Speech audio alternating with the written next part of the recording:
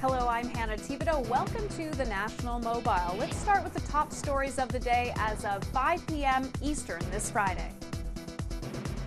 The number of registered child refugees fleeing Syria has reached 1 million. The UN says they account for roughly half the more than 2 million Syrians who have fled the country. More than 700,000 of those children are under the age of 11. Briar Stewart will have more on the situation in Syria coming up in just a minute. 2 explosions were set off today during Friday prayers in the Lebanese city of Tripoli. At least 42 people are dead and more than 350 are injured. Officials say the first blast went off as worshippers left a mosque. 5 minutes later, a second explosion near another mosque. The clergy at both mosques are known for strongly opposing Syrian leader Bashar al-Assad. Lebanon has been sharply divided by Syria's civil war. One of Canada's best-known parks is celebrating a big milestone. Vancouver's Stanley Park is turning 125 years old. It officially opened on September 27, 1888, but park officials are marking the anniversary this weekend, offering tours and traditional Aboriginal games. The park was named after Governor General Frederick Stanley. His name is also attached to hockey's top prize, the Stanley Cup. It was a battle of strength today at Toronto's Fan Expo, as Toronto Mayor Rob Ford took on 14-time pro wrestling champion Hulk Hogan in an arm wrestling match. So who won? Defying all odds, Mayor Ford beat the Hulkster. Ford says stunts like this help stimulate Toronto's economy, encouraging people to come to the city. More now on the crisis in Syria. There are growing demands the UN investigate alleged chemical attacks by government forces. More on that by the CBC's Briar Stewart and where it might lead. Thousands filled the streets of Aleppo today chanting Ghouta, the name of the Damascus region where the Syrian regime is accused of using rockets with poisonous gas. There's been no confirmation that it was a chemical attack, but many are left with little doubt. Clearly many hundreds of people have been killed. Some of the estimates are well over 1,000. There is no other plausible explanation for casualties so intense in such a small area on this scale. The priority now is to get UN inspectors into the site. I have called on the Syrian government to extend its full cooperation so that the mission can swiftly investigate this most recent incident. Others have joined that call. Russia, a staunch ally of Bashar al-Assad, has urged Syria to cooperate.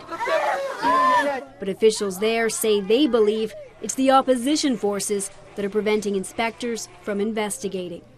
If and when it is confirmed that the Syrian government launched a chemical attack, the question will be what should happen next and who will decide. We were troubled that the Security Council continues to be unable to take decisive action.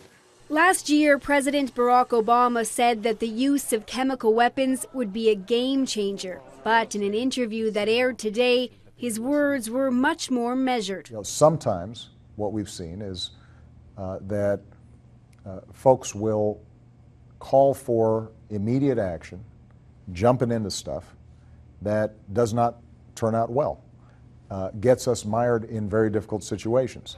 Obama said that military intervention wouldn't be an easy solution.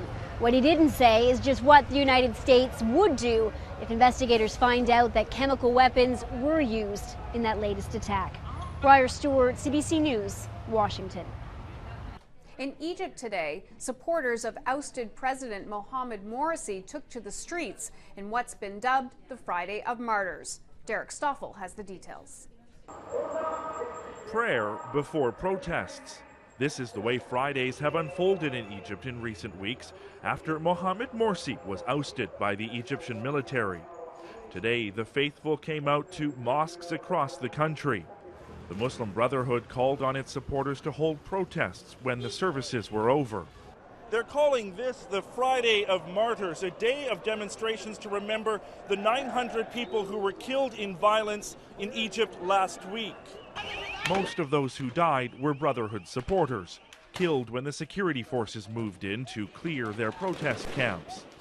Today, the demonstrators held up 4 fingers. In Arabic, 4 can translate as Rabba, the same name as their largest protest camp. This, their new symbol to remember those who died. Well, the people who were killed, they died for something that they felt proud of and that we're proud of. We are here because we want to make sure that they did not die for nothing.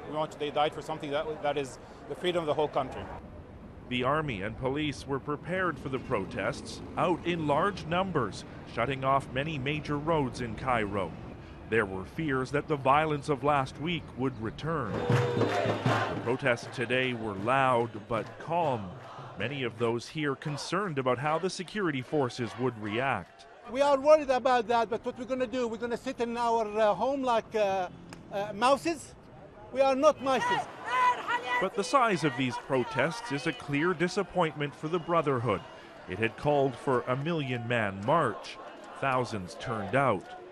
Almost all of the leaders of the Islamic movement are now behind bars, making it much harder to mobilize protesters. Yet a vow by those here to keep up the pressure on Egypt's interim government. It's clear there is no end in sight to the political chaos that has enveloped Egypt.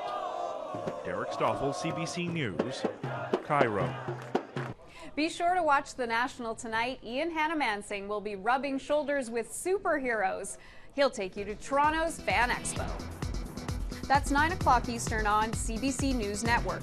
10 o'clock local time on CBC Television. That's 10:30 in Newfoundland. And you can keep up with The National online. Our Facebook page is constantly updated with new features and stories. And you can follow us on Twitter at CBC The National. And that's The National Mobile for this Friday. I'm Hannah Thibodeau. Thanks for watching.